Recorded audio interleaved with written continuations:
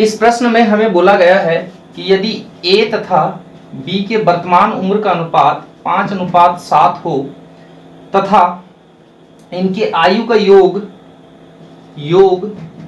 60 वर्ष हो तो 7 और 5 12।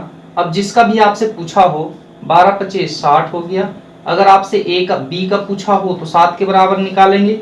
यदि आपसे ए के बारे में पूछा हो तो 5 के बराबर निकालेंगे, अर्थात 7 25 35 और ये 25 वर्ष।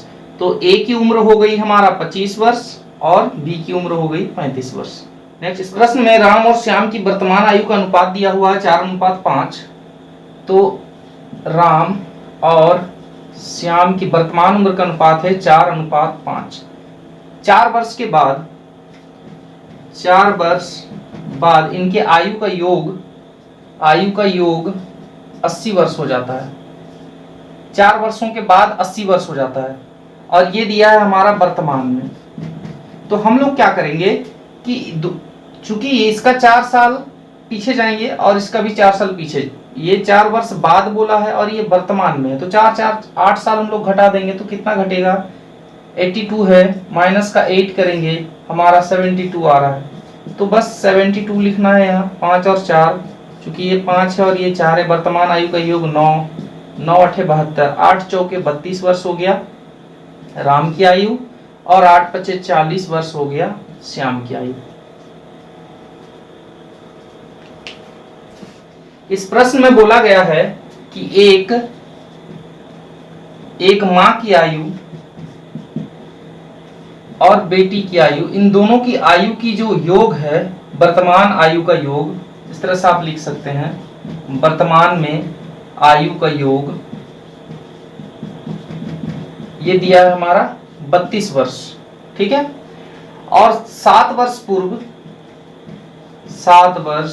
पूर्व इन माँ और बेटी की आयु में माँ की आयु बेटी की आयु से 5 गुना थी, तो आप 5 गुना इस तरह से लिख सकते हैं।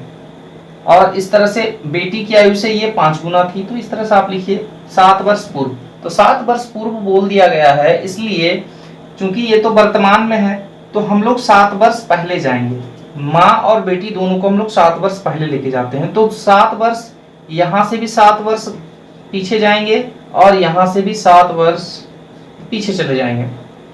तो 7 वर्ष और 7 वर्ष टोटल हमारा 14 वर्ष पीछे जाएंगे। तो देखिए ये 32 में से 14 हम लोग घटाते हैं तो ये हो गया 18 वर्ष। और चूंकि अगर आपसे माँ का बारे में, माँ के विषय में पूछा जाए कि माँ का उम्र कितना है, तो आप इस तरह से 5 के बराबर, और अगर आपके बेटी के बारे में पूछा जाए तो आप बेटी, टोटल 5 और 1 6 हो गया, योग में हमारा 6 दिया 18, ये हो गया 3 वर्ष और ये 15 वर्ष। तो जब इसकी माँ की उम्र हो गई 15 वर्ष और बेटी का पूछे तो 3 वर्ष। 5 वर्ष पहले ए तथा बी की उम्र का अनुपात 2:3 था। तो 5 वर्ष पहले ए तथा बी की उम्र का अनुपात ये है 5 वर्ष पहले, ये 2:3 था, ठीक है। और आगे बोल रहा है कि 10 वर्षों के बाद ए तथा बी की उम्र का अनुपात 3:4 हो जाएगा। 10 वर्षों के बाद ए तथा बी का अनुपात 3:4 हो जाएगा, बिल्कुल 3:4 हो जाएगा।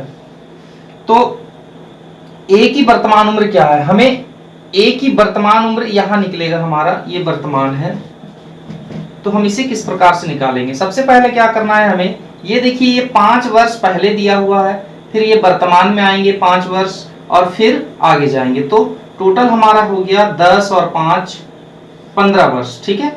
यहाँ से 5 वर्ष और यहाँ से 10 वर्ष, तो क्या हो गया 15 वर्ष।